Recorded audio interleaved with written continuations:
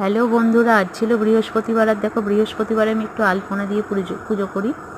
তো সমস্ত কাজ আগেই গুছিয়ে নিয়েছি। তারপর ভাবলাম চান করে পুজোটা আগে করে নিই। তারপর ছাদে গেলাম ফুল তুলতে। তখন খুব বৃষ্টি পড়ছিল। গিয়ে দেখলাম ছাদের অন্যান্য গাছগুলোতে খুব একটা ফুল হয়নি। একটা গাছে যে কটা ফুল হয়েছিল আমি সে কটা দিয়েই পুজোটা করে নিলাম। তারপরে দেখো, ভাবলাম আজকে জলখাবার একটু চাউমিন বানাই। প্রতিদিনই তো ভাত খাওয়া হয়, তো তার জন্য দেখো চাউমিনটা আমি আগেই সেদ্ধ করে রেখেছিলাম।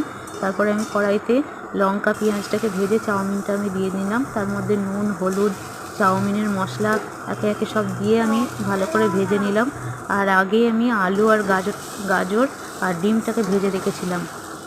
তো তারপরে ওগুলো আমি সমস্ত ভেজে নিয়ে আলু, গাজর, ডিমটাকে দিয়ে দিলাম। তো চাউমিন আমার রেডি। আমরা চাউমিনটা ততক্ষণ খেয়ে নিই।